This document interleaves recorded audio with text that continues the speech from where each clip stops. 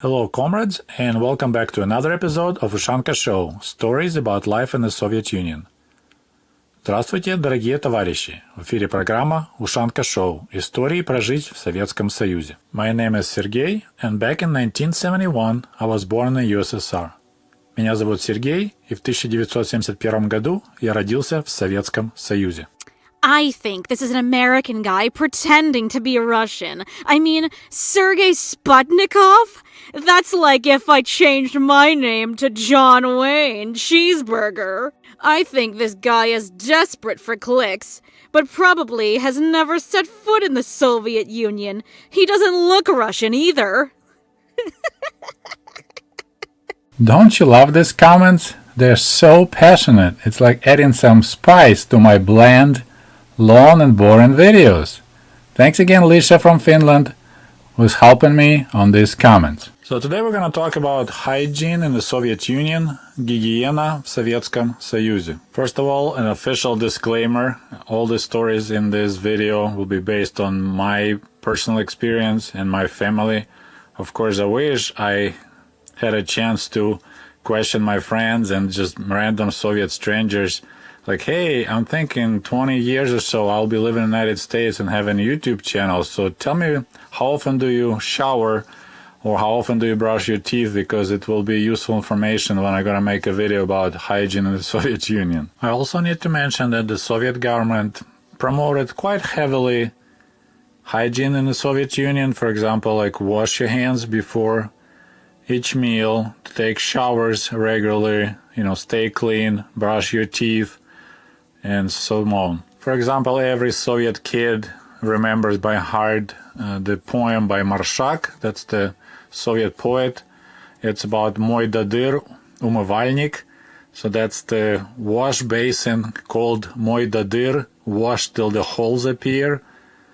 And there was a cartoon, and we knew those rhymes, so that was one of the way to promote a clean lifestyle among the kids. And of course, everyone who lived in the Soviet Union should remember 11 o'clock in the morning during the work week, so-called утренняя гимнастика.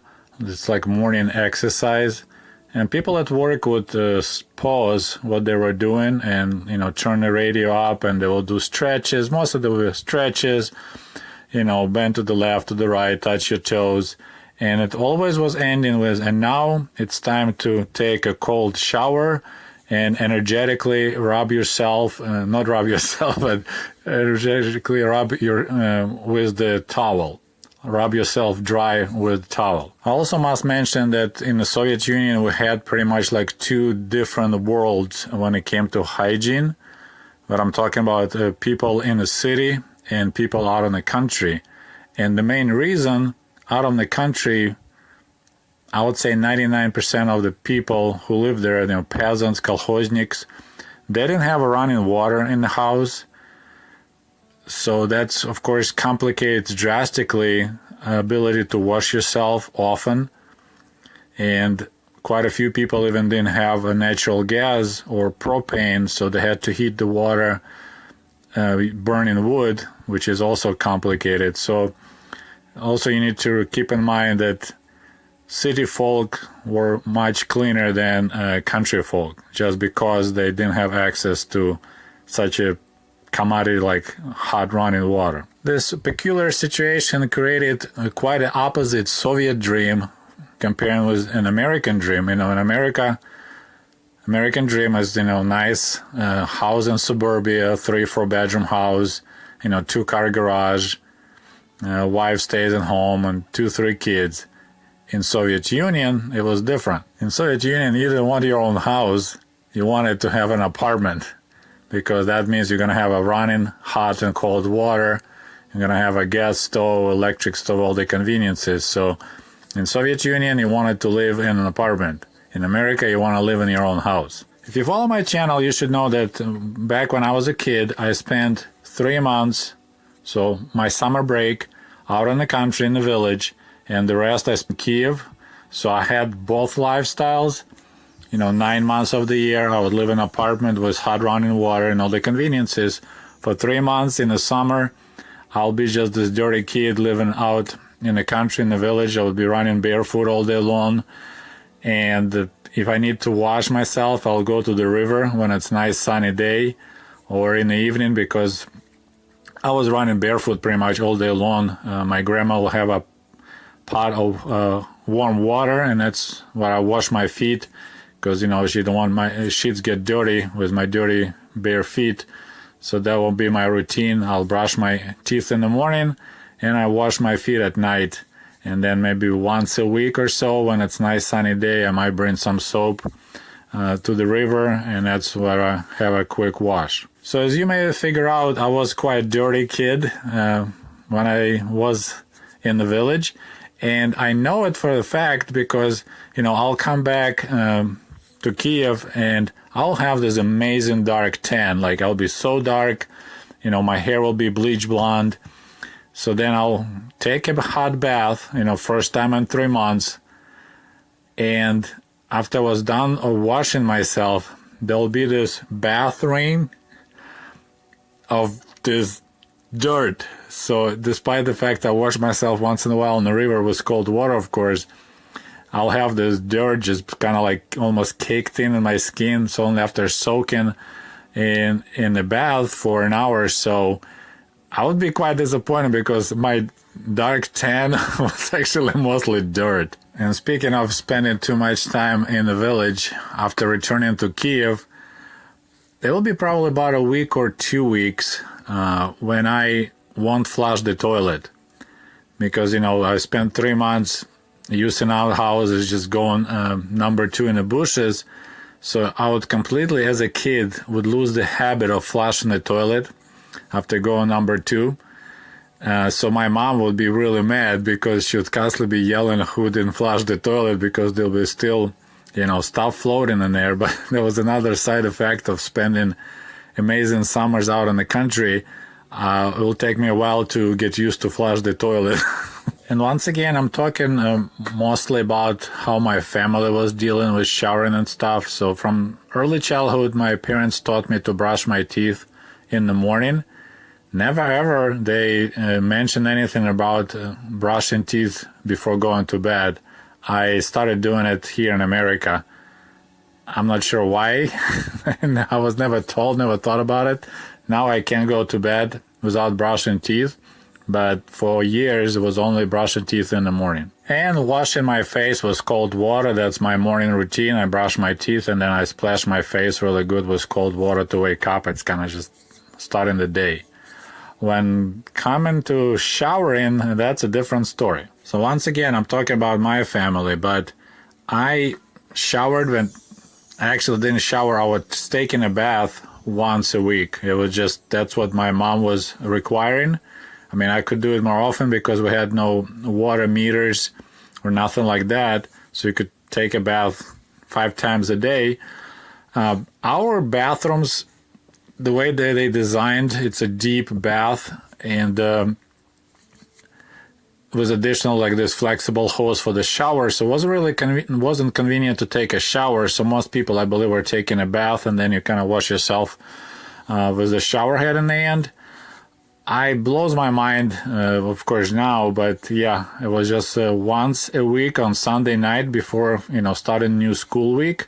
That's when I'll take a bath. I believe most Soviet families did the same, at least the ones that parents came from the villages. Don't quote me on that, but I believe that's the case because when I became a participant in this Camp Counselors USA program back in 1994. It's right before I came to America in 1995 for the very first time.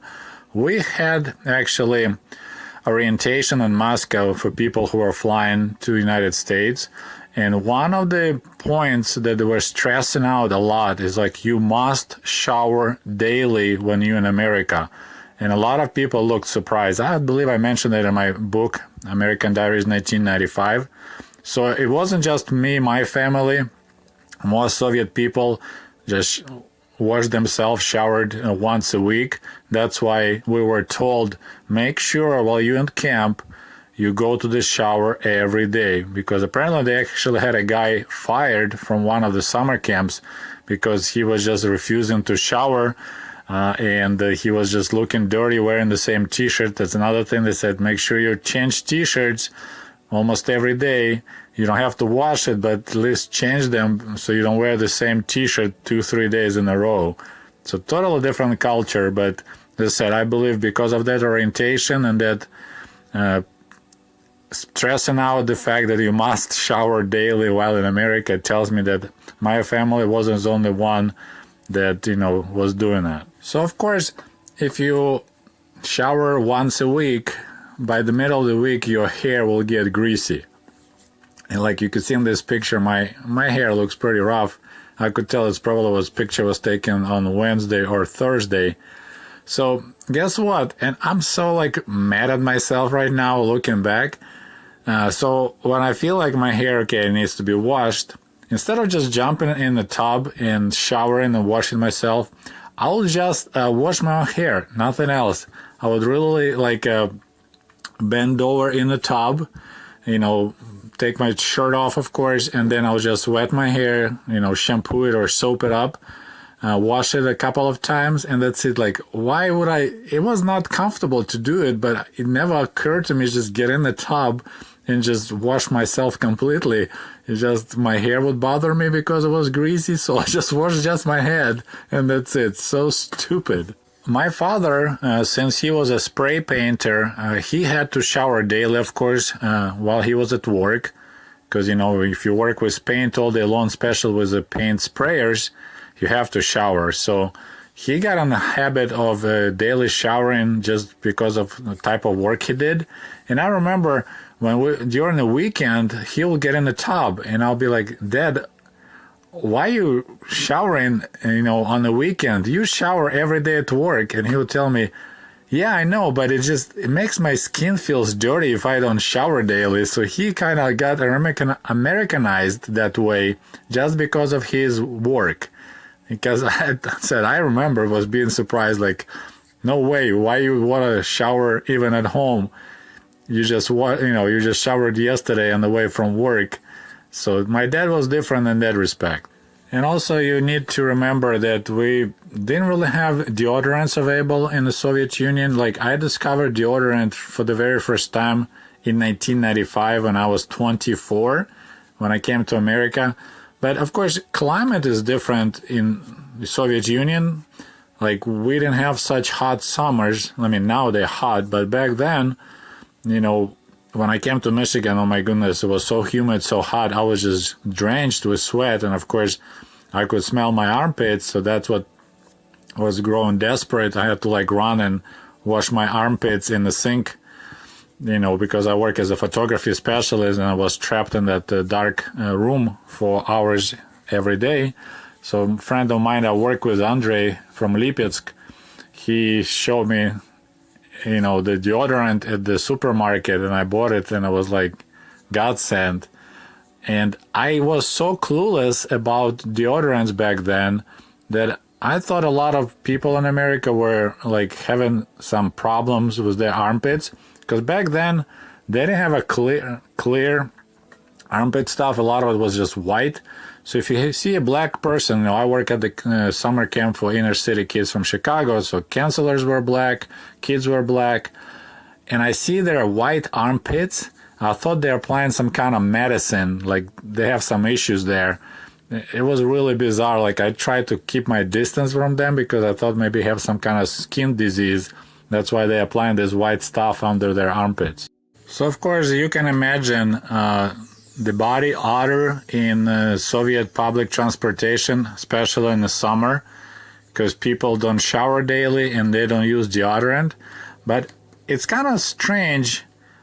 I don't remember smelling it that much. I think you get used to smell and you don't notice it, because my wife, she's an American, she was dying anytime we will go in a bus or a subway because she just smelled. Her nose gets sensitive. I wasn't noticing that till I lived in America for a while, and then I came home and I was like, oh my God, it's bad. But when you live in that environment, you never notice. If it's super hot day and you be next to some guy who has these yellow stains on his shirt from his armpits, then you might smell that strong BO. But yeah, this is what we had going on back in those days. I think now you can buy deodorants, and I believe people shower more often, so it's a way cleaner society once we became capitalist. But back in the socialist days, that was quite smelly. It's actually quite a few people asked me who was the girl sitting on my laps on one of my previous videos. Her name was Masha, although everyone at camp was calling her Marsha, Marsha, Marsha. She was from Kazakhstan, and I will tell about her more in my book that I'm translating right now into English, American Diaries 1996. But I worked with her in 1996 and 1997 at Camp Rosenthal. Said she's originally from Kazakhstan. Her father was Russian and mother was Korean, so she had this explosive, dangerous mix. And she told me quite an interesting story after coming back from America after her summer of 1996. She got used to showering daily here in Michigan, and when she got home, that town, I think it was Petropavlovsk, they didn't have a hot water for a long time. They have only cold water coming into the apartment, and due to the issues, whatever the problems, just was no hot water supply. They turn the hot water only for New Year Day and a couple other holidays. Otherwise, you have to heat your own water. But Masha get used so much to showering daily, washing daily, that she actually made her parents upset because she was constantly every day heating up the water, to take a shower out of the bucket. And they were really annoyed, that she got Americanized and now she has to heat up water every day instead of just being a normal person. So we didn't shower or took a bath often, and we mostly use soap for everything, like body and hair. I don't remember nice selection of shampoos or any shampoos in the early 80s. When I first shampoo I remember I bought, it actually messed up my hair really bad. I started having dandruffs, I believe, right? That what you need Head and Shoulders for. So while I was using the soap, I was fine, but I used the shampoo and I liked it and it would smell good. But then my shoulders were just covered with this white, dry skin, and I was horrified. So I guess that shampoo had such a strong detergent or whatever was in it that it dried my scalp so bad. So I quit using shampoo right away. So for many years, it was pretty much you just use this bar of soap to soap up your hair and wash the rest of your body. And of course, wearing clothes, that was the same. We don't have a lot of clothing items. Everyone was quite poor. I'm planning to make more videos about it to explain what was going on. But, now I have, 20, 30 t-shirts and shorts. My wife likes to buy me new t-shirts all the time. But back then, we didn't have a lot of clothing items, so you have to wear them all the time. So the way I'll just check, that's how my mother taught me, if my t-shirt needs to be washed, you just look at the back collar that rubs against the back of your neck, and if it's getting, dirty, your t-shirt is dirty. It's not like you just wore one time and you throw it in the washer, or you just smell the area where the armpits are. If you smell that it stinks, then it's time to wash it. And I remember once in a while I'll be just quickly wash those areas of the armpits areas in the sink, just soap them up really quick, wash it, and put the t-shirt back on, and good to go. And returning to the topic of lifestyle in the villages, usually every village will have a so-called banya. So that's like a sauna, wet sauna, and there'll be collective farm building. So once a week they'll be, they'll fire it up and people go and wash themselves. So that'll be so-called banny день, banya day, when the whole village just take turns and they wash themselves. And of course, people who maybe had some extra income, some extra money, they might build their own little banya. But otherwise, once a week, that was a standard in the Soviet villages. Okay, my friends, that's all I have for you today. I hope you enjoyed this video, maybe learned something new. If you have any questions, maybe some topics that need to be covered, please post it in the comments. I'll take a look. There's more to talk about it. There's some other interesting Soviet hygiene topics. Some of them a little bit gross, but we can discuss it as well. So thank you for watching Ushanka Show, and we'll talk to you soon. Stories about life in the Soviet Union. My name is Sergei Sputnikov, and back in 1971 I was born in the USSR. Меня зовут Сергей Спутников, и я родился в Советском Союзе. So today we're going to talk a little bit more about hygiene in the Soviet Union. So recently I got coached by Bogdan, a friend of mine from Moldova who helps me with my videos, and he mentioned that I kind of skip over a lot of small details that may be important and interesting for my American and generally foreign viewers. So today we're going to try to get a little bit into the detailed explanation, and it relates to the hygiene in the Soviet Union and specifically about my family and my way that I was washed and cleaned. So today we're going to talk in excruciating, hope I pulled that word out good, excruciating detail about these two pictures that shows me taking a bath while we lived in the dorms in Kiev, Ukraine, sometimes around 1975 when I was 4 or so. Okay, so let's take a look at this first picture. So there's your happy Soviet childhood photo. I'm smiling, I'm all happy. I think I'm a little bit embarrassed because of course I'm naked sitting in this metal tub. So this picture, as I mentioned, was taken in the dorm room. This is the room that we shared with another family for, I believe, maybe up to 6 years. So my parents got married in 1970 and I was born in 1971 in July. Long time ago I made a video about life in the Soviet dorms, and our dorm building was built by German POWs, so I would say that's probably sometimes around 1946-47. It was a solid brick building, 4-story high. And what's interesting about that era buildings, it didn't have a hot water supply. Later on, I believe it's maybe starting 60s, 70s, and later on, we had a central hot water supply. So there'll be 2 pipes going into the buildings. One was cold water, one was hot water. Prior there, there'll be just one line supplying cold water, and it's all you have. So this is what our apartment had, not apartment, but dorms, just a cold water, nothing else. So this picture was probably was taken on Sunday, before the new week start. In Soviet Russia, you start week on Monday, not Sunday. Like our calendars, they begin with Mondays, not Sundays. I found it really bizarre here in America. So anyway, so my mom had to go to the kitchen, and it's a communal kitchen for the whole floor, and get some cold water and heat it up. Then she had to bring those, I don't know, she used the bucket or she used a teapot. She'll bring that boiling hot water and fills that metal tub. Then she had some cold water to make it some decent temperature, and that's how I was taking a bath. This tub we actually called nochvy.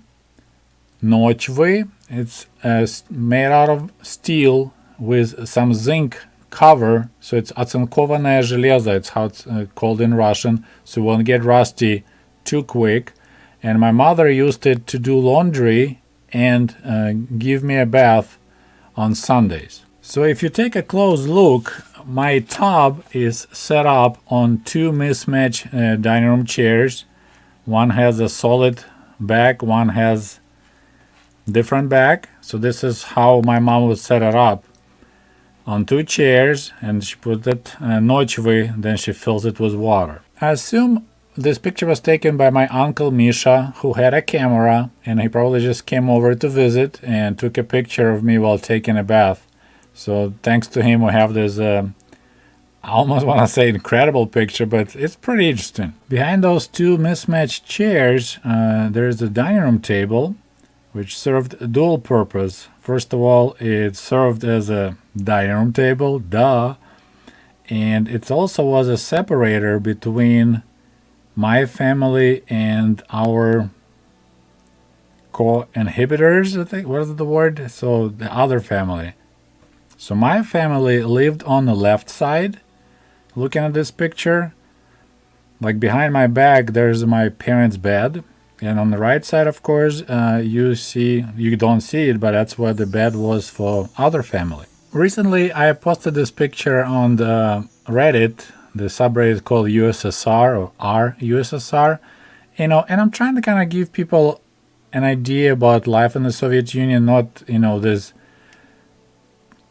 romantic view or like a dark view, just how it was. And so I posted this picture and I explained like, hey, this is how I lived with my family for 5 years, sharing a room with another family. And some guy, I guess, he is extremely optimistic, tanky, because he's like, so how was the experience? Did you guys enjoy sharing a room with another family? And I was like, are you kidding me? If you look at the table, you could see there is the baby bottle. It's actually a glass bottle with the rubber nipple, and it has milk. So our last neighbors, my mother told me, of course, I was too little to remember, but she said, I think over this period of 5-6 years that we lived in this room, we shared it with 3 different families.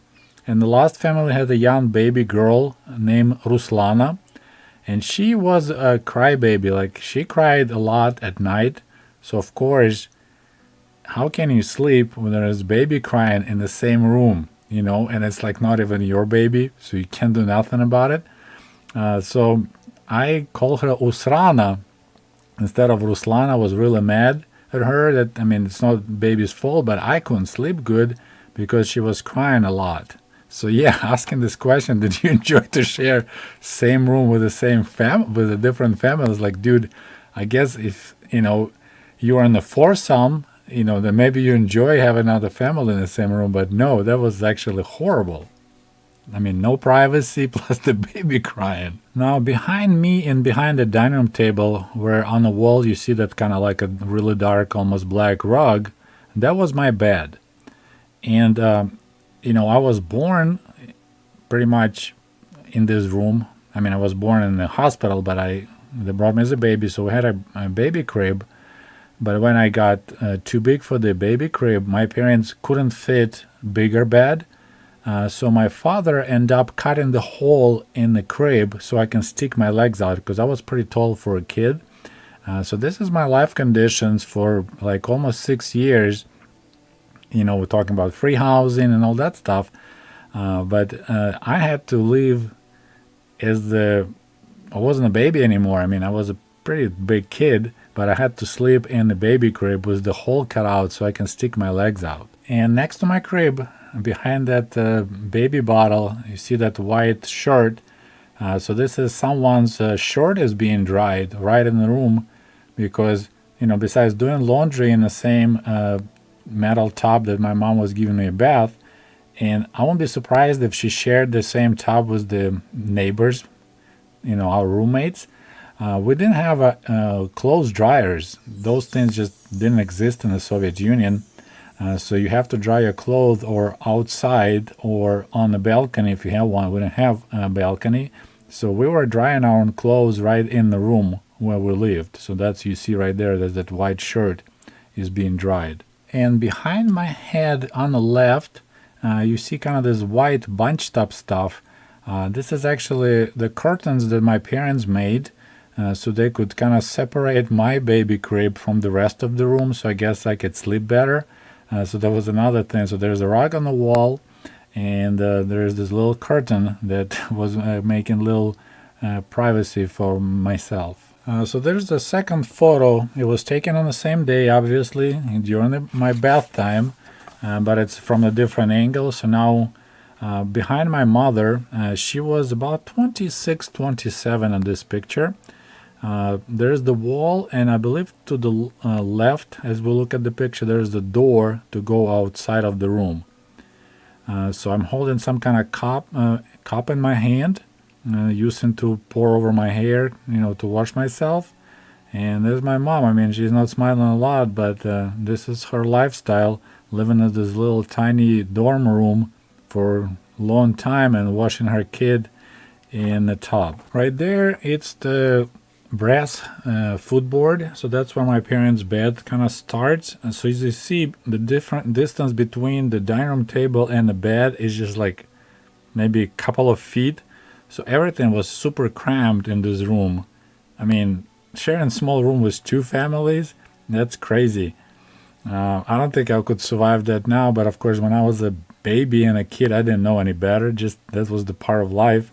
So when people ask me, how did you like life in Soviet Union? Like, well, when I was a kid, I didn't know any better, but my parents definitely didn't enjoy that part of their family life when they got married. I believe this item covered by the white cloth is our TV. My parents purchased on payments black and white Slavutic TV. Then we had, oh my goodness, till 1986, I believe so, for over 10 years until we got finally a color TV. So I think they paid 150 rubles, maybe even more. I think it was more than that. I know my mom said it was everything they bought, like large ticket items, everything was purchased on so-called рассрочка, on payments, extended payment plan. So that was one of their first purchases, is the TV. I think before that they bought a refrigerator, of course that's more important. After they paid off a fridge, they purchased this TV. So topic of hygiene in the Soviet Union, this is how I was taking a bath once a week on Sundays. And of course, my mom could do it more often, but that's a lot of effort to heat up water in the communal kitchen, carry this hot pot with hot water back in the room, pour it in the tub, set it all up. So of course it would be challenging to do it more often, but if she had to, she probably had to. As I said, we had only cold water supply in that dorm building. So my father was showering at work. He worked at the Kiev aircraft factory making Antonov airplanes, so he was taking showers there. And my mother, she mentioned that once a week in the basement, they had actually like showers that had hot water. So only once a week they would unlock that room and let people who live in a dorm room to take showers. So that was like ingrained in the culture, is to be cleaned only once a week. And of course for women, I can't even imagine having conditions like that. The only has a possibility to shower only once a week. So probably my mom had to come up with some solution, to wash herself here and there. I don't want to go there. But this is what my parents had to go through for almost 6 years. Okay, so we're done talking about hygiene in the Soviet Union, and now it's time for some anti-Soviet propaganda. Антисоветская пропаганда. So I showed you the living conditions of the average Soviet family. Both of my parents were full-time employed. Both were labor union members. My father worked at the aircraft factory as a spray painter. My mom worked at that time at some kind of like a construction bureau. So they were doing drawings, designing new buildings. So as I said, both parents employed full-time, both labor union members, and they had to share a tiny room with another family. I'm trying to picture my family under exactly the same conditions. So my father will be working at the Boeing aircraft factory in Seattle, and my mother will be working somewhere, in the same vicinity, both labor union members. Do you think they will be sharing a tiny room with another family? Or maybe they're going to have a nice house on their own, 2 cars, and plenty of money to have a quality life? But this is kind of what the Soviet conditions, it's kind of like we had cheap housing, but it was so hard to obtain that a lot of people suffered for many years. Like my family spent 6 years in these horrible conditions in dorms before they finally managed to, my mother begged to get a tiny little one-room apartment. And I mean, both are working full-time. In America, a family like that will be making probably $150,000 family income and had no issues with buying a house or renting a house. And here I spent 6 years with my parents in this tiny dorm. And let me push the envelope a little bit further. Like there's a common knowledge there were no homeless people in the Soviet Union. But let me ask you this. What is your definition of being homeless? Did my family have a home when they shared a room with another family? Would you call it having of course they did have a roof above their heads, but if you live in a tent, you also have a roof above your head. Did they have a home? Not really. I mean, imagine a young couple, they just got married, and they shared a room with another young couple. I mean, I asked my dad, I was like, how did you deal with sex? I mean, back then when I was a kid, I had no idea. I hadn't, didn't worry about that stuff. He's like, well, we were just doing it quietly. I'm like, imagine you have sex in the room with another, like total strangers. I mean, later you kind of know each other, but it's like, okay, it just blows my mind. And then you have two little kids sleeping, so you're doing it quietly for the neighbor family, doing it quietly for your kid. It's just wild to even imagine anything like that. But this is kind of reality of the Soviet life in the big cities, when especially for the people who came out of the country like my parents did. They came out of the village, and they had the only housing option you could get in the big cities is to get into the dorms, which were provided by factories. We even had a movie that was called «Одиноким предоставляется общежитие». So that was a common way of attract workers, because 100% employment, it's hard to find new workers if everyone is already working, right? So the way to attract workers in the cities was you couldn't offer them more money, because government will set the rates, how much you pay for painters, how much you paid for construction workers. So you couldn't compete with other companies for workers that way. So the companies that needed badly workers, they end up building dorms. And that was the way to attract, like, hey, if you're a single person, we'll provide you with a dorm room. And that's even was the name, as I said, of the movie. «Одиноким предоставляется общежитие». For single people, we provide the dorms. That was kind of a way to attract people, young people from the villages. Hey, you can come to the city and we'll provide you a roof above your head if you work for us. If you're single, you'll get the dorm room. And that's how my parents, when they came from the villages, my dad got the job at the aircraft factory, which provided dorms for the single man. And my mom did the same thing. But when they got married, they couldn't actually go anywhere, because every dorm, his dorm and my mom's dorm, were for single people, not for families. But then somehow they begged the manager of this dormitory, when my mom lived, to have one floor for married couples, because when you have girls, they constantly get married, right? So they were so desperate, they begged the manager, and he said the fourth floor would be for the married couples. So those were, I don't know how many rooms, maybe 5, maybe 10, and each room had 2 families. So that's how was my family started living together in a tiny room, which was technically not even legal, because that dormitory was supposed to be only for single females. And that was one of the main arguments when people mentioned that life in the Soviet Union was so great because housing was free, which is not true. Housing was affordable, not free. You would say about 10% of your income you'll have to pay for your apartment based on the square meters that you got. But the main problem with the housing in the Soviet Union is that first you need to get it somehow. And it was a lot of challenges for many people. Some people could get it pretty easily if you were like, Communist Party apparatchiks, or you some kind of highly placed, I don't want to say executive, or your military officers. Those guys, they had a first dibs on housing. But regular workers were talking about waiting for 10, 20 years just to get an apartment. And okay, housing was cheap. But what is the price of my parents spending 6 years of their lives in these miserable conditions?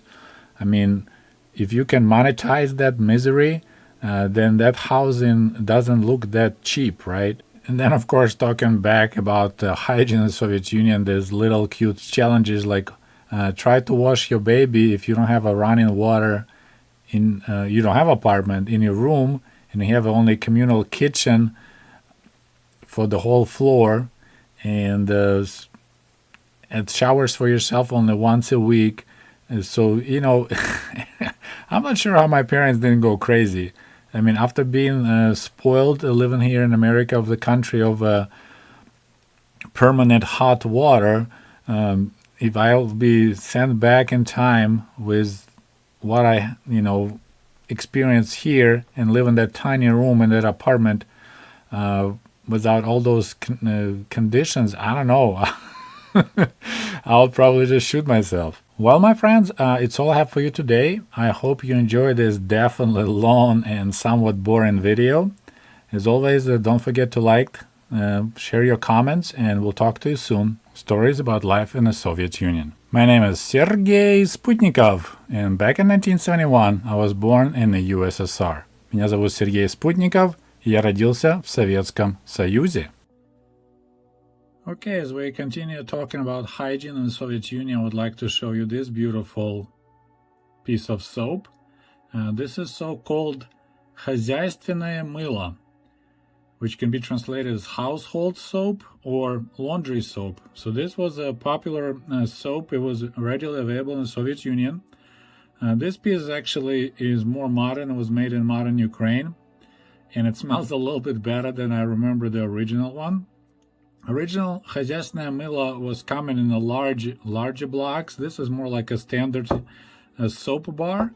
And those came in 200 grams, which is almost a half of the pound. So it's a big, like a brick size soap. What's interesting about that soap, like you see it says here 72%. This is pretty much how much fatty acids in this soap. So it's built or made the traditional way, you know, using animal fats, usually be pig fat or cow fat. Urban legend went that in Soviet Union they used stray dogs. You know, they killed them, cooked them, and used their fat to make a soap. That apparently is not true. So percentage, as I said, this is a 72% fatty acid soap. So it's really strong. pH about 11. So it's great to do your laundry, which people did. We didn't have, not many people had washing machines. We had some, you could buy powdered stuff to wash your clothes, but most people use this laundry soap, хозяйственное мыло. The other one was also, I think, like 60%. So it was a little bit like a more gentle. There's a discussion still going on about how healthy it was to use this type of soap on your skin. I mean, pH 11, I'm not in cosmetology, but I think it's like pretty strong on your skin. But some people say this is how you do that called, skin peeling. You remove the top layer to make your skin look younger. So that's maybe the case. I had a hard time trying to find the price. I think for the 200 gram block was 19 kopecks, which pretty much was the cheapest soap on the market. And most people used it also for the personal hygiene. I remember using this soap, especially in the village, and that's what my grandparents used to do dishes. So they will wash dishes with this soap. You know, you soap the like a small rug and scrub your dishes with, and then you do laundry with the soap. And then if you have a smaller pieces left, that's what you use to wash your hair, wash your body. I remember that soap was really rough. This is way smoother. And as I said, smells better. On the Soviet soap, there'll be ГОСТ, государственный стандарт. Here says GSTU. That's Державный стандарт Украины. So I said that's a modern Ukrainian soap. So I remember taking this, soap to the river and scrubbing myself. And I remember it was pretty rough on your skin. Just the way it was built, it was not smooth soap. It was pretty rough. What else interesting about it? People used it for other things. Some used them like even as a glue.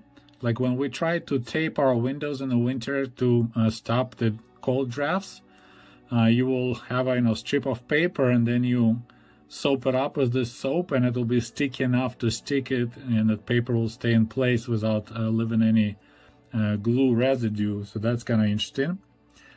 Most truck drivers had at least one chunk of the laundry soap like this in their truck, because it was good enough to seal small cracks in the fuel tank. So if your tank starts dripping, you can just rub in the soap and it will seal that small hole. So that was another unusual usage of this soap. As I said, everyone used it for personal hygiene because it was cheap, and like out in the country, that's pretty much the only soap you could purchase. In the cities, of course, you can buy other soaps, and I look at the prices. Our soaps, some of them were quite expensive. I'll make a separate video about those, but there was just a small 140 gram like a bathroom soap for a ruble, 1 ruble, which you can that's a lot of money. You can ride bus 20 times for 1 ruble, so that's the cost of soap, and 7 bars of soap will cover your apartment rent. So it's like, oh, your rent was so cheap or the soap was so expensive. It's hard to tell. So as I said, it doesn't smell that great, and I brought this piece of soap for main reason, just kind of show my kids, and my wife was using it to scare kids from using bad words. She would just make them to sniff it and says, I'll make you eat this soap if you continue dropping F-bombs. So I grew up using it on my hair all the time.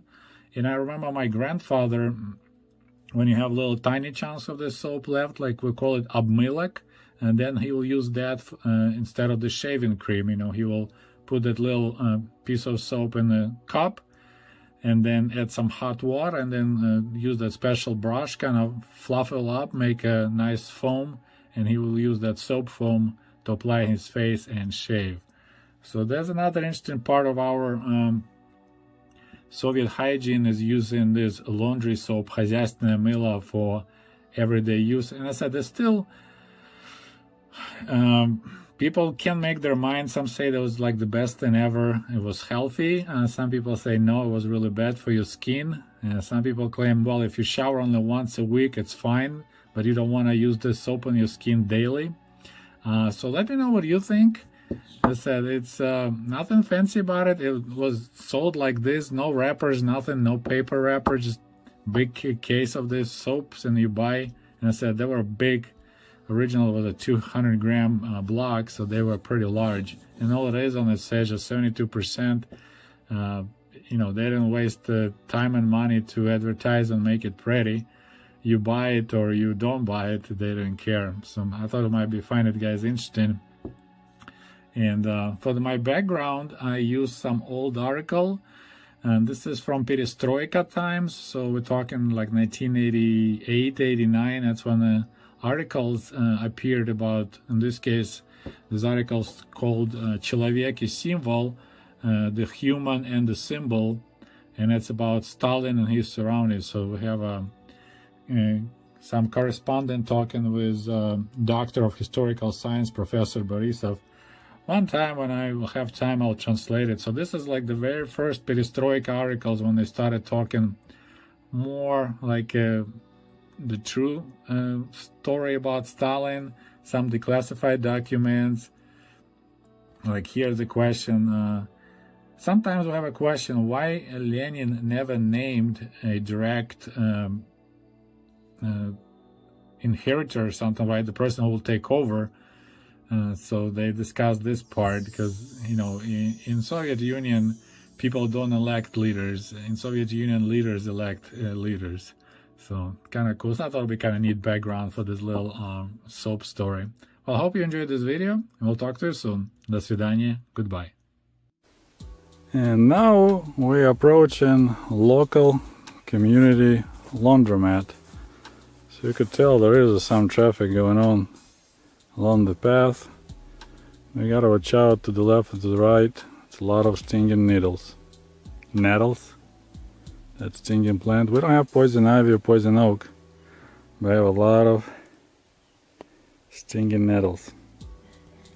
Somebody's doing laundry right now. I didn't think anyone will be here, but look, somebody's doing their rugs.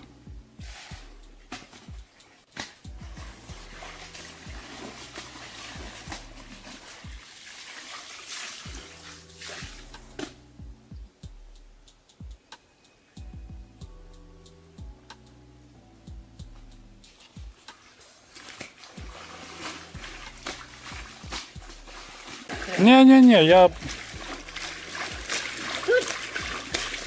Тут стирать отлично. Вот именно стирать это отлично. Як для стирки.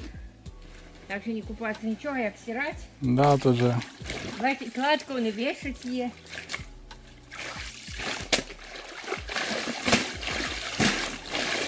Это уже полощите, да? Да, да, поотстирано же. Тут вообще стирать отлично. Тут уже лучше не придумаешь.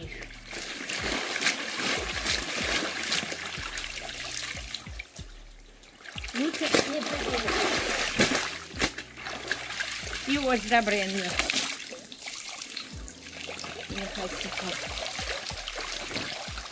А зимой сюда же никто не ходит стирать, уже все замерзает, да? Тут осень, весною. Ну и поняли, я теплю.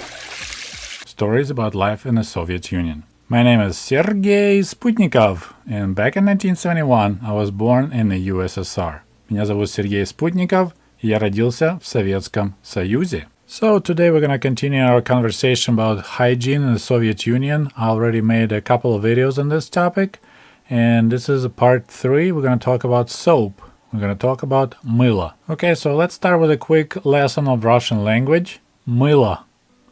Мыло. That's a soap in Russian, and it had that famous sound that a lot of foreigners who are trying to learn Russian language have a trouble with. Мыло. Мыло.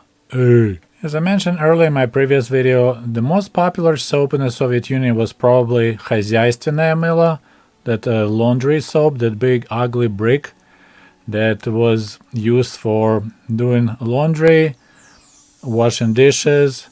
Some people use it for washing floors, and they use them to washing hair and their bodies. I believe it was popular for two main reasons. First of all, it was readily available. I don't remember a shortage of хозяйственное мыло ever.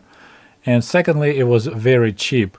I believe the price was 16 kopek for this big brick, 200 gram weight. So there was a lot of soap for the money, because the other soaps were actually quite pricey. And I want to just quickly mention that back in the Soviet days, so I grew up in the 70s and 80s, we had no liquid soap. And that was actually quite nice discovery for me when I came to America. I like this concept not to share the same bar of soap with other people in the showers. Like you have a sink where you wash your hands. And I'm right now a big fan of the liquid soap. Every bathroom here in my house, we have a little small pump bottle with the liquid soap. So in the Soviet Union, we had no liquid soap whatsoever. And actually, I just looked it up. So in America, the liquid soap became popular and mass-produced only in the early 80s. And the brand, probably everyone is familiar with soft soap.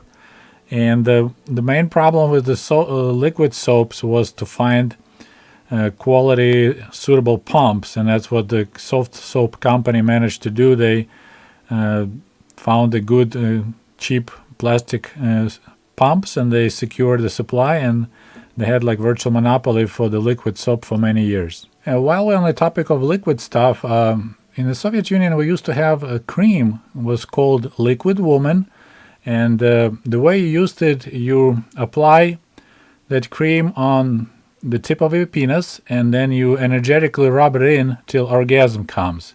So that was the cream called Liquid Woman.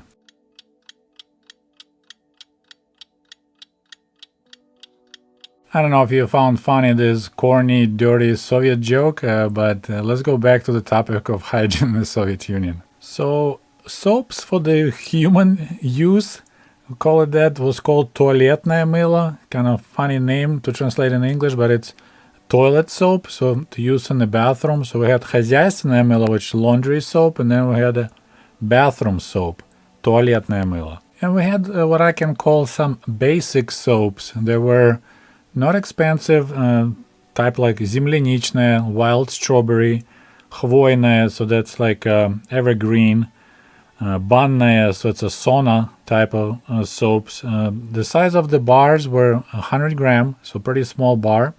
Well, it's what the current size of American soap, about 100 grams. And the price was around 15 to 20 kopecks per bar. And you may ask, well, is that expensive or is it cheap? Well, first of all, you need to remember the average salary was 150 rubles per month. And for 20 kopecks, you could also purchase a loaf of bread. So one bar soap equal a loaf of bread. So if you look in the United States, you can buy a loaf of bread currently about, I don't know, $2.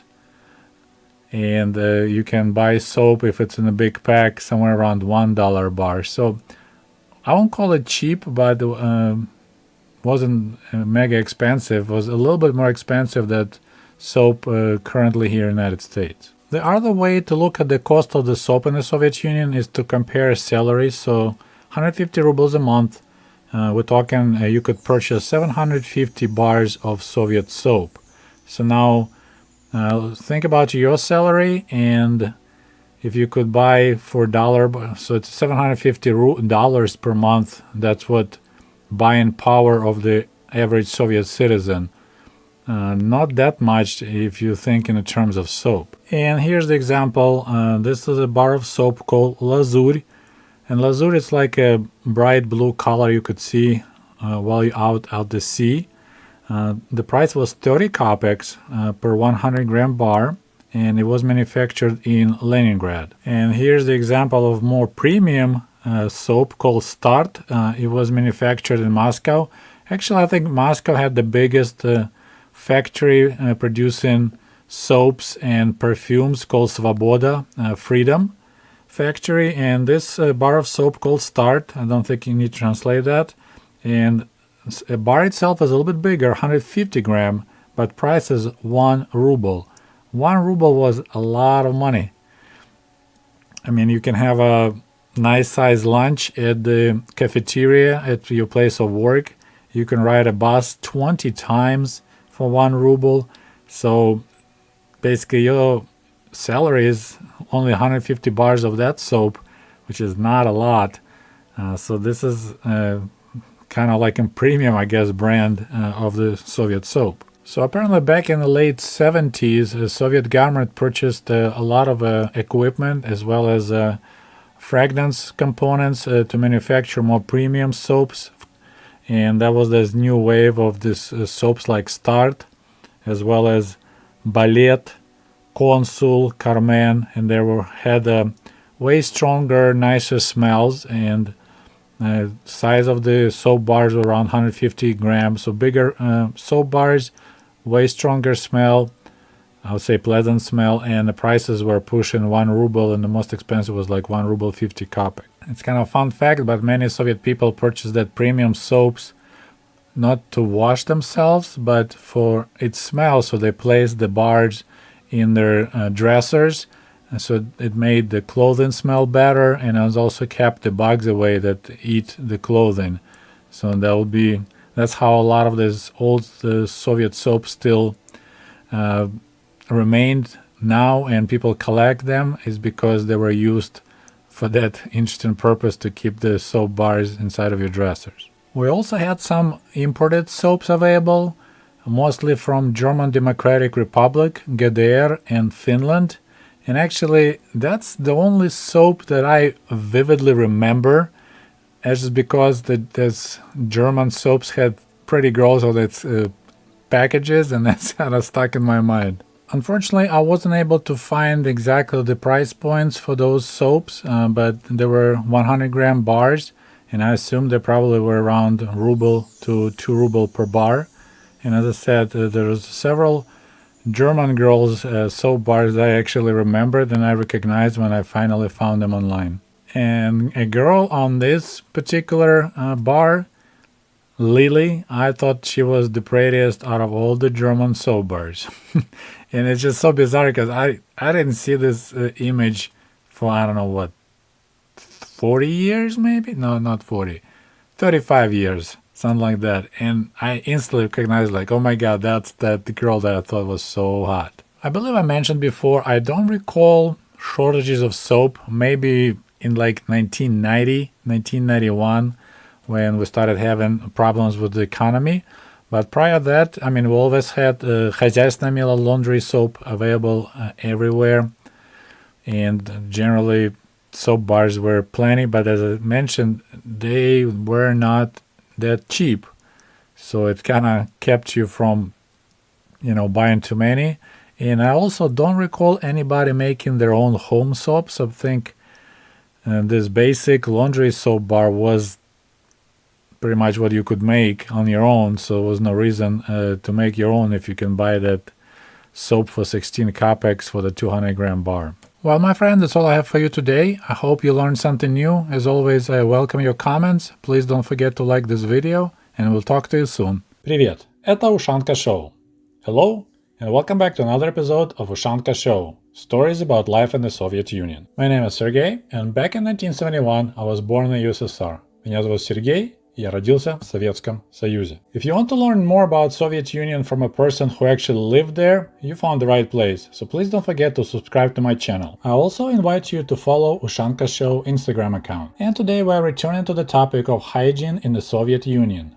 Гигиена в Советском Союзе. I already made a couple of videos on this topic. One of them is Inconvenient Truth about Hygiene in the Soviet Union, where I describe how often did Soviet people shower. Then I made a storytime style video called My Scrub-a-Dub-a-Dub in a Soviet dormitory about conditions in which my mother was giving me a bath when we shared a single room with another family for over 5 years. And in this video I talked about the most popular soap in the Soviet Union, хозяйственное мыло, laundry soap, which was used pretty much for everything, including showering. A lot of people ask me questions about the Soviet deodorants, so today we're going to talk about Soviet armpits and how did we fight the BO. Personally, I discovered deodorants only when I came to America back in 1995. I described it in my book American Diaries. And to be fair, I never had need for deodorant while I lived in the Soviet Union because, like for example, Kiev, it's quite north comparing to the most of the United States, so it wasn't that really hot in the summer. So even if I showered only once a week, I never had that issue with a strong BO or anything like that. But when I came to Michigan to work in a summer camp, and I work as a photography specialist, so I was trapped inside of the dark room for days on, no air conditioning, no windows, dark room, so you got doors closed, lights out, and I was developing film and pictures. And in the summer of 1995, I don't know how many of you remember that summer, it was called Chicago heat wave here in Illinois and Michigan. It was extremely hot, extremely humid summer. A lot of people died in Chicago from heat stroke. So I was suffering greatly in Michigan. I was going nuts because I never experienced such a hot, humid weather. And I was literally dripping from my armpits. And of course, I can smell myself. So I used the utility sink that I had in my dark room.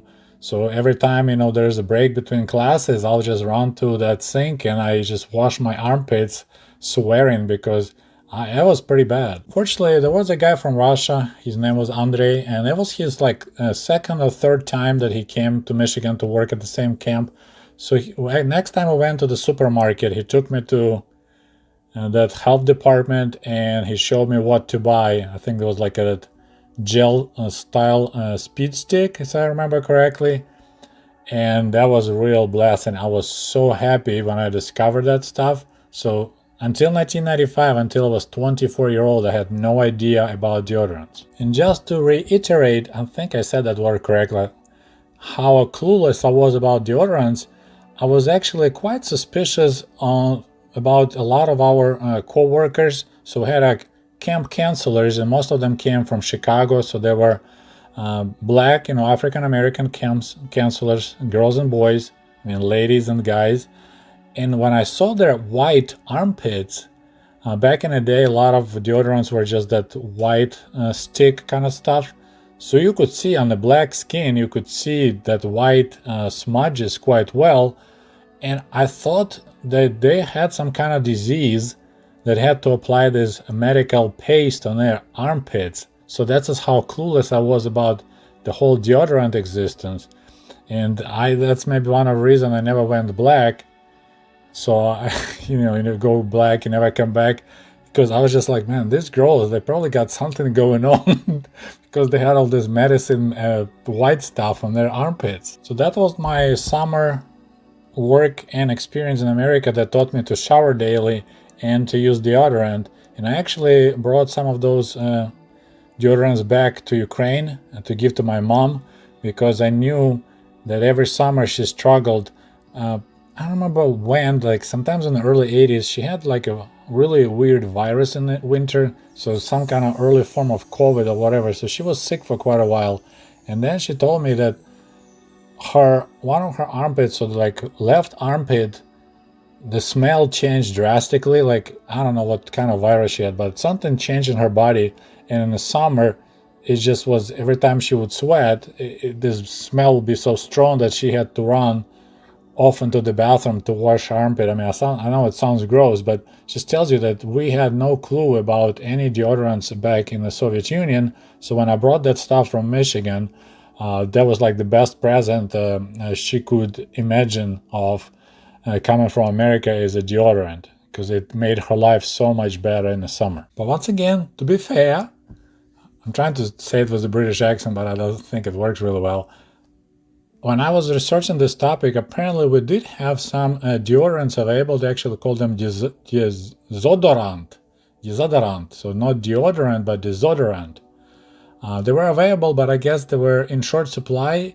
Maybe we never saw them for sale in Kiev, because I said I had no clue about it. My mother didn't know about it, but apparently there was some stuff available. Most of the Soviet deodorants came in the tiny spray bottles, like this one, Elfin Terpkий, but it apparently didn't have really good smell.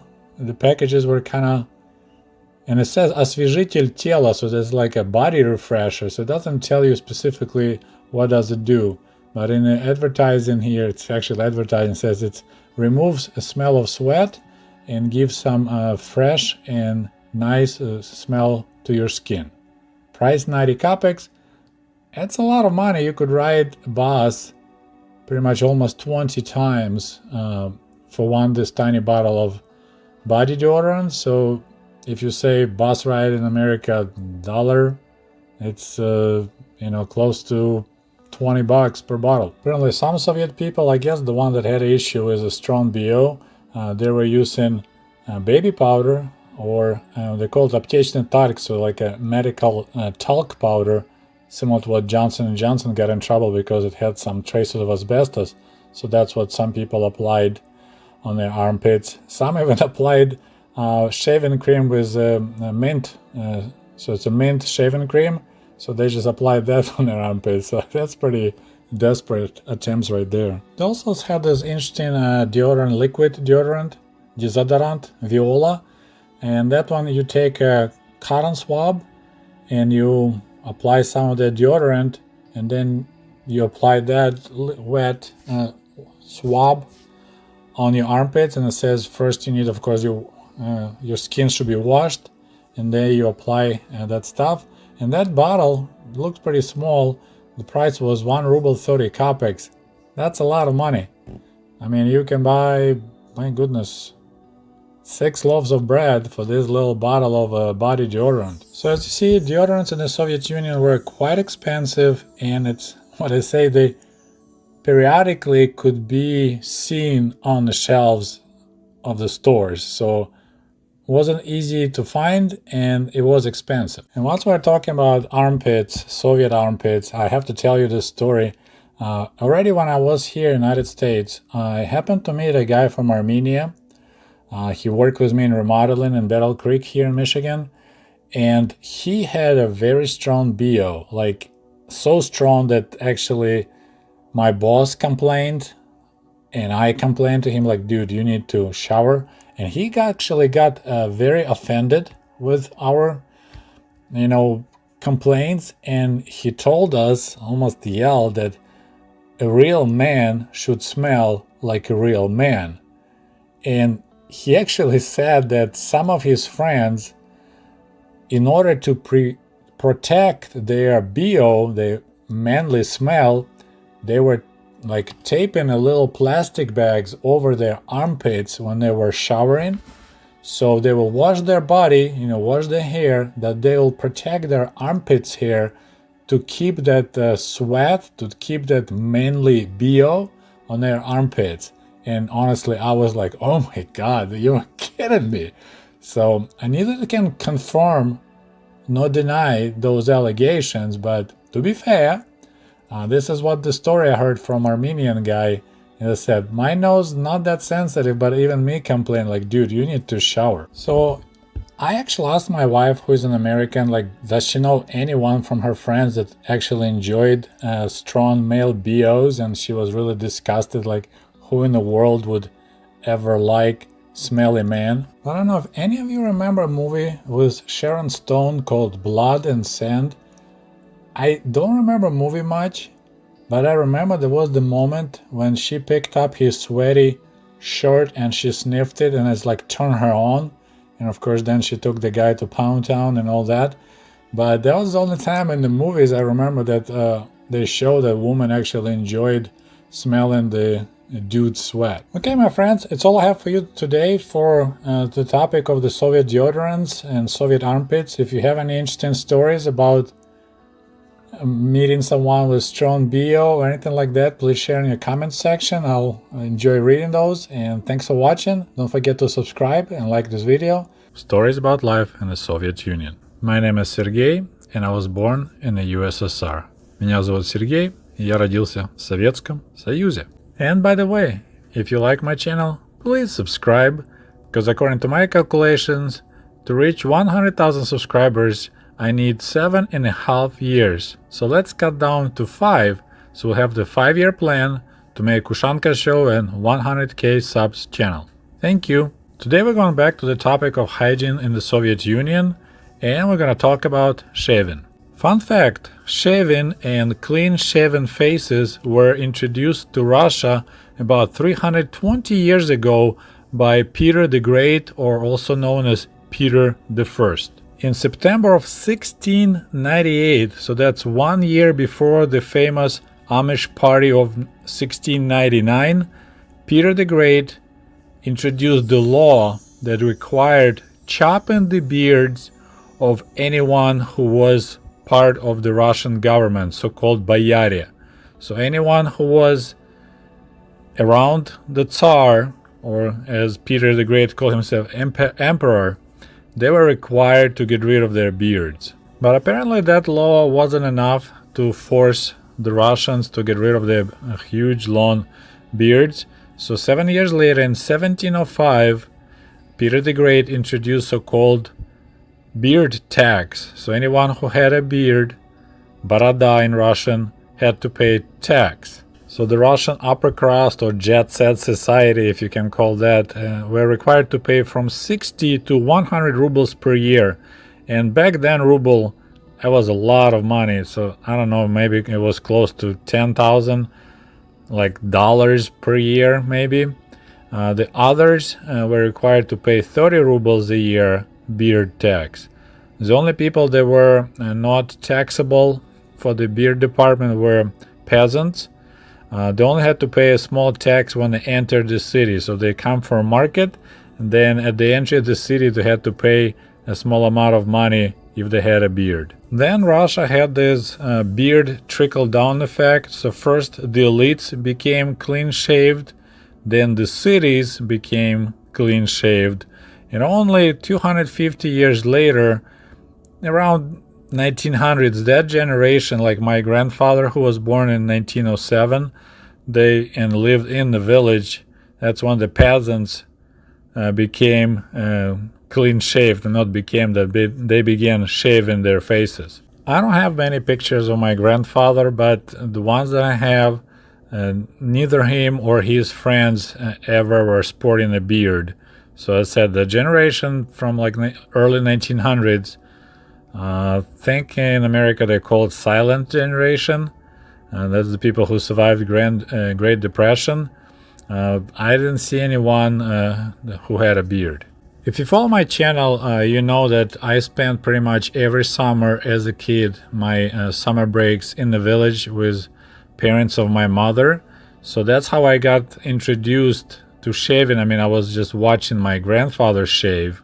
I mean, my father was shaving too, but he used electric shaver, and in the bathroom when in Kiev apartment, so there was nothing really fun to watch. He usually would close the door, you just hear the noise of his Kharkov 2 electric shaver. But my grandpa, that was a different story. My grandparents lived in a 2-room log cabin, and the only convenience they had there was electricity, so there was no bathroom, no indoor bathroom, no running water. So my grandpa would set it up, everything on the table. Then he had to heat up water, get that little aluminum cup, put a little piece of хозяйственное мыло, that laundry soap, and use pomazok, hot water, and froth her up to make a foam. So that's like already quite a long process just to get ready for shaving. So as a little kid, it was fun for me to watch all this preparation. So he will make some soap foam, apply to his face, then he would use straight razor, which we call in Russian опасная бритва, dangerous razor, on his neck and on his cheeks. Then he would use so-called станок, so that's the other shaver, to kind of like for more detail, hard to reach areas. So that'll be a long process, and I would just sit there and watch him doing it, and I was quite amazed. When it was my time to begin shaving, my father bought me electrical shaver, once again Kharkov. That factory was producing electric shavers for the whole country. It was in black and color, so pretty much I was using electric shaver for years. Then after collapse of the Soviet Union, I got Gillette, the best the man can get. And that's the only kind of shaver I used since then, pretty much the disposables. Unfortunately, I don't have my Soviet electric shaver or my dad's, because when my brother turned about 15 or so, he became really interested in anything electronics in the house. So he took apart everything that was running electricity, including the shavers, because he was so curious to see what was inside. But unfortunately, he never could put it together right. So those things are gone. I wish I had it now, but it's not available. So when I was gathering information for this story, I looked it up, and most people complain about the quality of the Soviet razors. A lot of them were coming from St. Petersburg. Back then it was Leningrad. The brand was called Neva. That's the name of the river in Leningrad.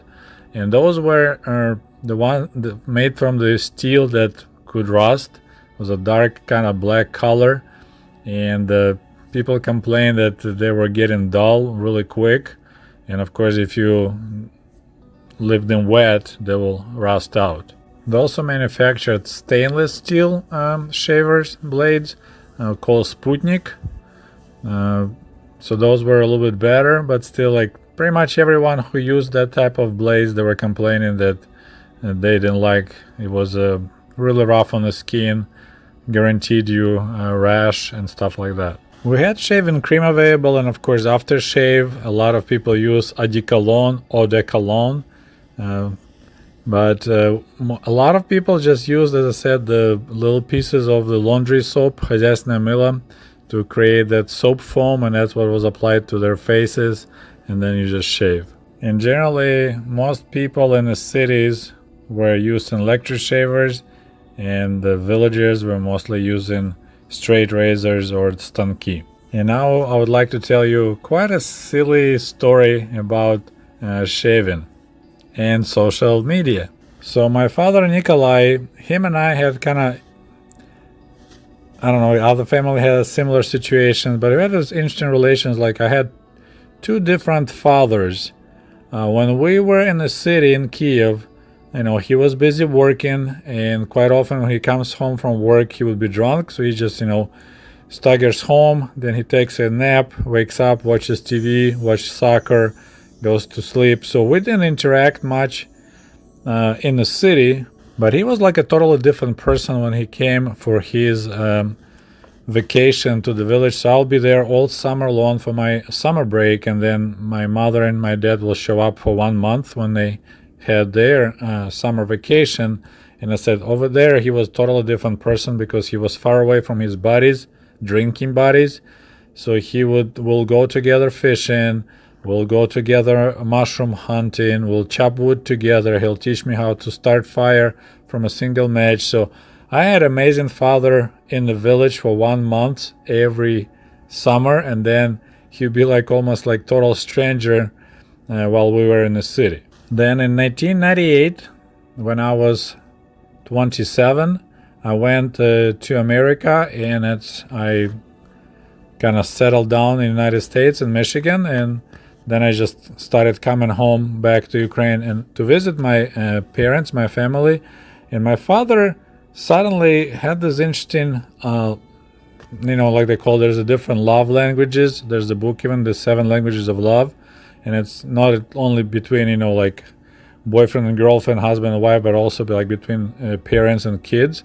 So my father had this interesting, he just wanted to shave my face. It was kind of strange, but I was like, okay, sure. He just like, do you mind if I want to give you a nice shave. So there's the picture that was taken sometimes around, I don't know, 2004 maybe, 2010, so quite a while ago. And this is what going on. My dad has that, that throwaway shaver, and he will go through all this routine to make foam and apply it on my face. It's just basically like a barber shop. So he will be my barber. Then I made a big mistake and I posted this picture on Flickr. I don't know if any of you remember. There is a website, it's still there, called Flickr. It used to be super popular. That was like before Instagram became the thing. There was a photo sharing website. So I posted this picture among the other photos of my visit to Ukraine.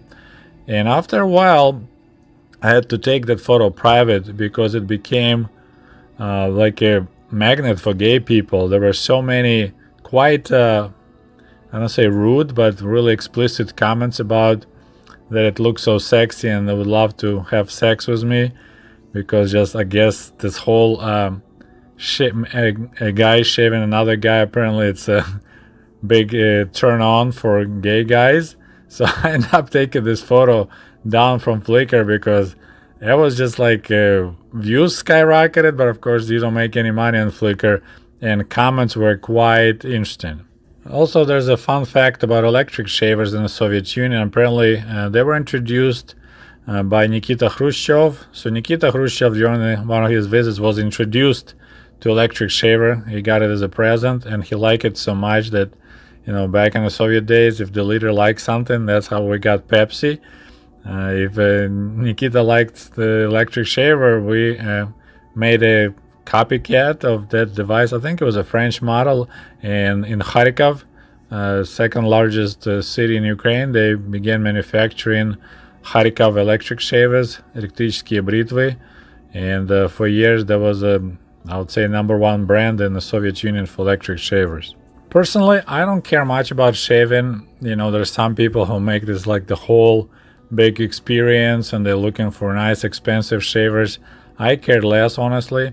The only weird thing what I do, I really keep all the hair off my cheeks. If you're a guy and when you get older, hair started popping up everywhere. So I tweeze my face.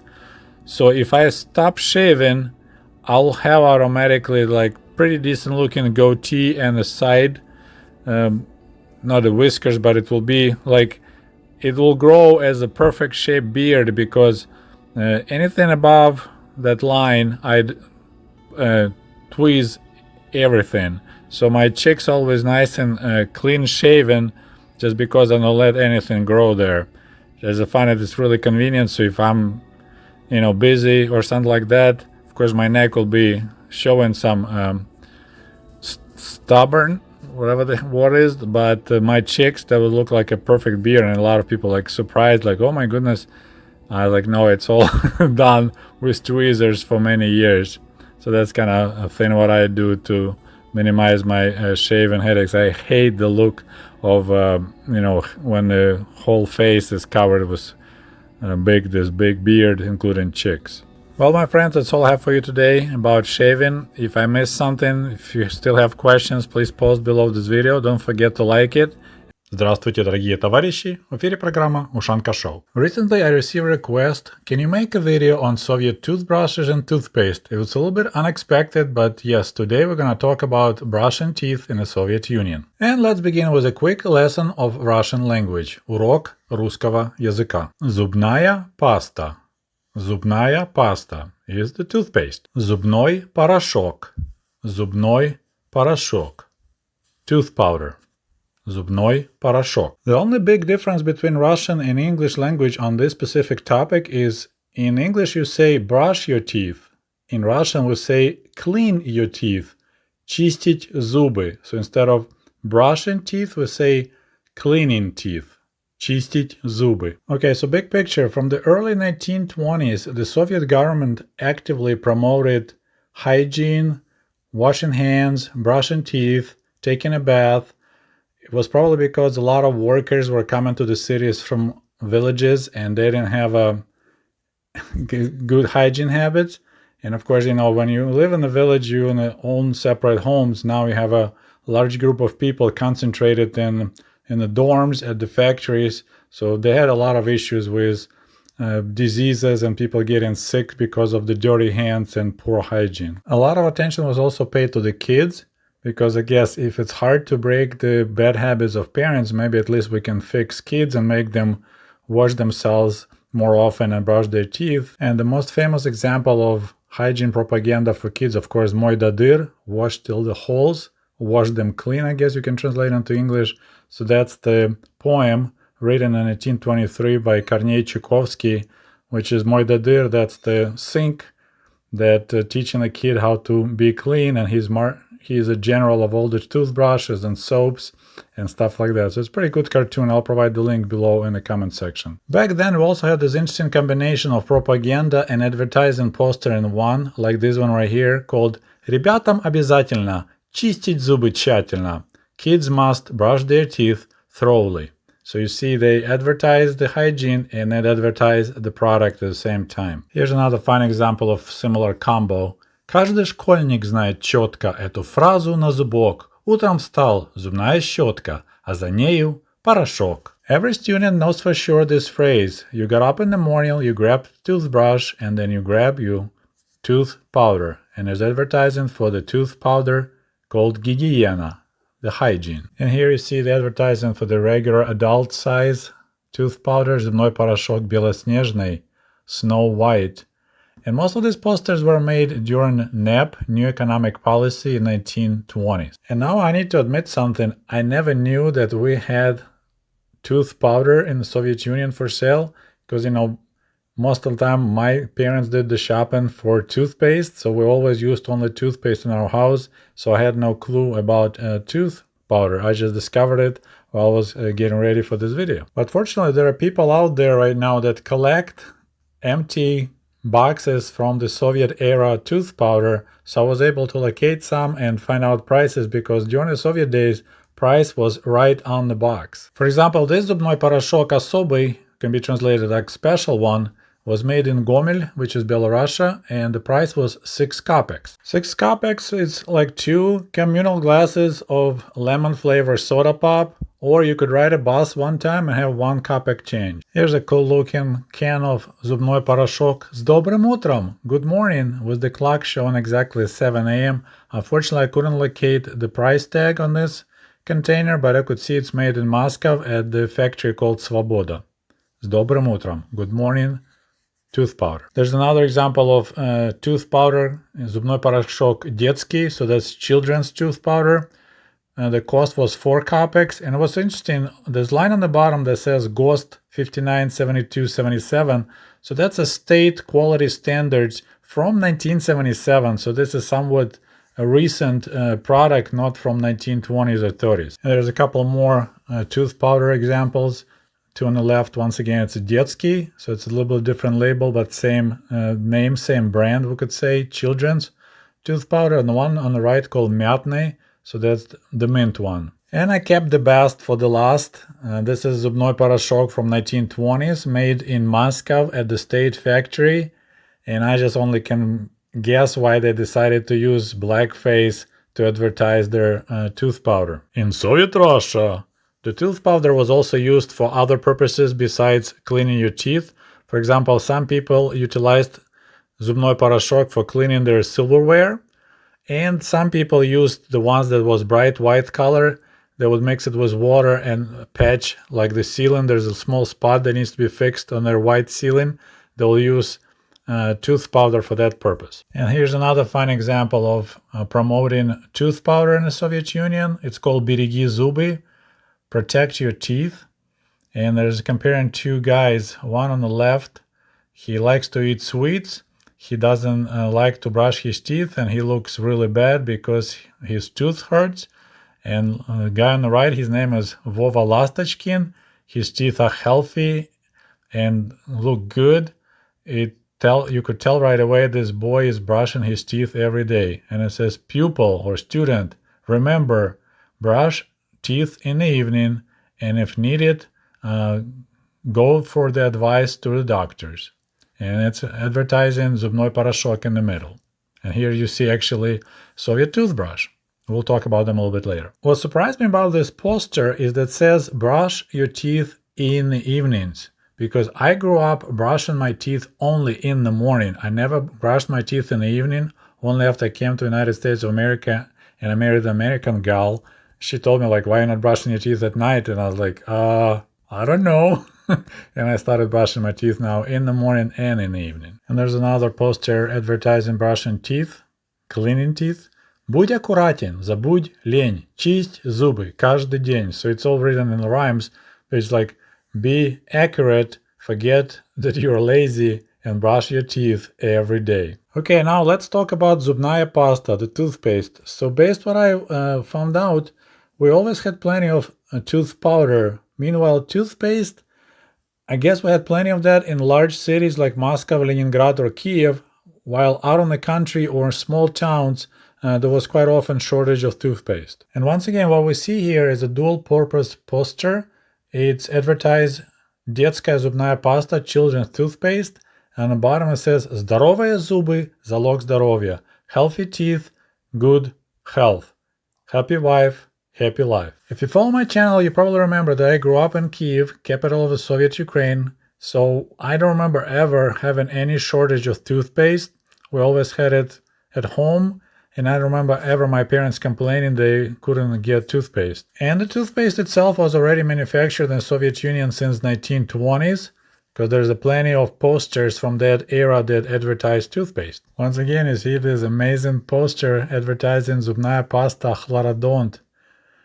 I'm not sure, once again, why they decided to use black person for advertising that, but once again, it's from the 1920s, Soviet Union. And here you can see different brands available in 1980s in the Soviet Union, listed in large cities like Moscow and Kiev, Leningrad.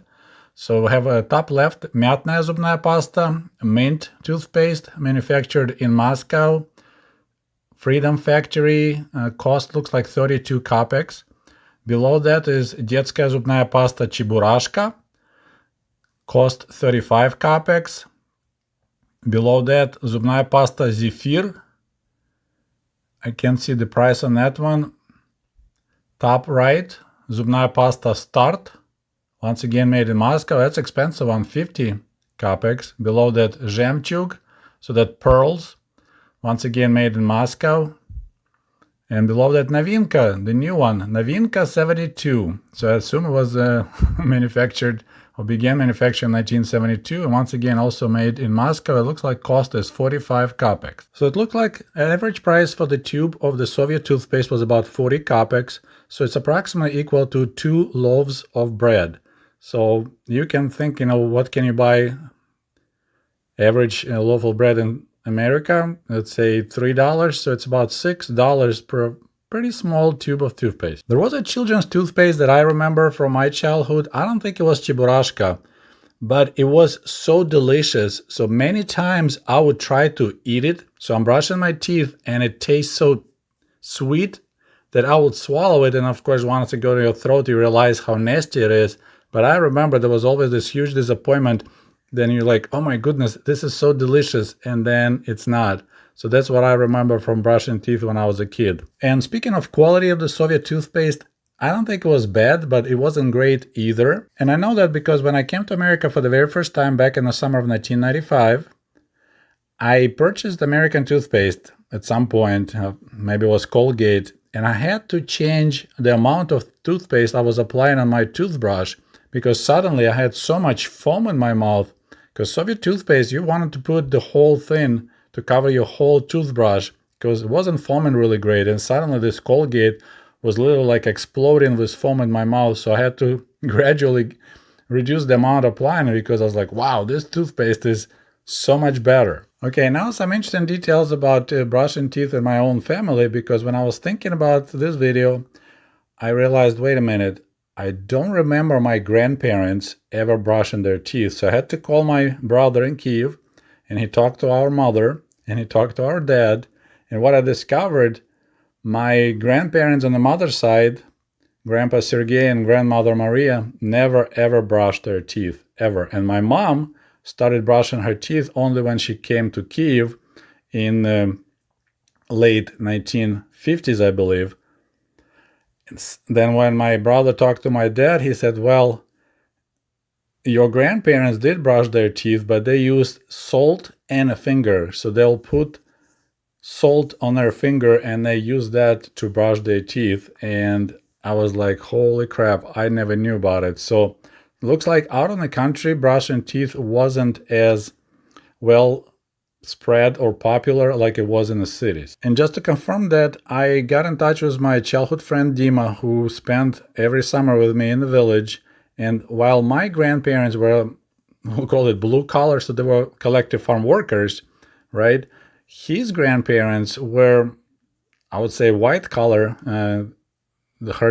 His grandfather was a teacher in school, and grandmother worked at the local store, so they weren't collective farm workers. But he confirmed same thing. He said, no, my grandparents never brushed their teeth either. The most expensive Soviet toothpaste that I found was probably this one, Zubная pasta гигиеническая пенящаяся. So it's the Hygiene toothpaste that also creates bubbles. And it says the price with the box is 55 kopecks. So it obviously was made in 1979, 1980 for the Olympics in Moscow, but I never seen that toothpaste for sale. And very quickly about my grandparents again and why they didn't brush their teeth. Of course, probably number one reason is just wasn't there, like culturally wise, that no one in the village ever brushed their teeth. But another reason could be it was just too expensive for them. For example, my grandmother's pension as a collective farm worker was only 12 rubles per month. So that equals 30 tubes of toothpaste. So imagine 30 tubes of toothpaste times $4 in America. So imagine you live on a $120 pension when you have the relations between toothpaste and your pension. So if you have a choice to buy 2 loaves of bread or tube of toothpaste, you probably would buy bread. So that could be another reason. We also had some imported toothpaste for sale in the Soviet Union, and 99% of it came from Bulgaria. I don't know why, but there's quite a few brands, and I checked, they all came from Bulgaria. Amnodent, Soli, Neopomarin, Rila, Mary, Extradent, Sibril, all came from Bulgaria. But the toothpaste that everyone remembers who used to live in the Soviet Union was Bulgarian Pomarin. It was manufactured in Bulgarian town Pomoria, and what's so special about it, it was made using local mineral water. So that toothpaste, Pomarin, was actually salty, which many people found extremely disgusting. And they said, yeah, Pomarin was everywhere. No one wanted that toothpaste. It was just nasty. But it was very healthy, apparently. And that's what some people shared their memories, like, yeah, walk in the store trying to buy toothpaste, and there's no toothpaste except Pomarin. So I end up buying Zubной Порошок, tooth powder. Pomarin toothpaste was a popular item for the Soviet life hacks. A lot of people used it for their canker sores on their lips or just regular pimples. They say it actually took care of them really well. So you don't like brushing teeth with Pomarin, but you can use it for other problems. Pomarin toothpaste was so famous that even kids used to sing a song about it. It was one is in Russian, one's Ukrainian. So here goes the Ukrainian version. Ми з Миколою їли Pomarin. Їли Pomarin, їли Pomarin. Ми з Миколою їли Pomarin, їли Pomarin, їли Pomarin. And here's the Russian version. Все мы очень любим Pomarin, любим Pomarin, любим Pomarin. So you got the idea. The biggest surprise for me personally when I was putting together information for this video, I discovered that Soviet Union actually manufactured for a very short period of time electric toothbrush. They started manufacturing it and something happened, they quit almost instantly. So these are hot collector's items. I don't know what the reason was, maybe too expensive because the price was almost 10 rubles, which is a lot of money. or maybe there was just quality wasn't there, so it was breaking. So they just made just a small amount of these toothbrushes and they quit. And it's way back in 1958, I believe. By the way, I forgot to mention that Bulgarian Pomarine toothpaste still available for sale on Amazon. So if you're curious to try it, and it says contains sea salts, a natural source of minerals and microelements, and it will straighten your gums and reduce inflammatory processes and reduces dental plaque. So you can order it on Amazon. You can just type in Pomarine toothpaste, and for $9.17 it can be yours. And I also need to mention Aquafresh. Sometimes during the Gorbachev era, I would say 87, 88 maybe, they decided to splurge and purchased a huge amount of Aquafresh toothpaste. And I just remember I was so amazed because out of tube there was 3 colored toothpaste coming out, and I couldn't figure out how they managed to do it. And it tasted good, and I remember I really liked that toothpaste, Aquafresh. And that Soviet electric toothbrush was copy of the Western brand, and it was called Micro Machine, and it's 1968, not 1958. And let's talk about zubные щетки, toothbrushes.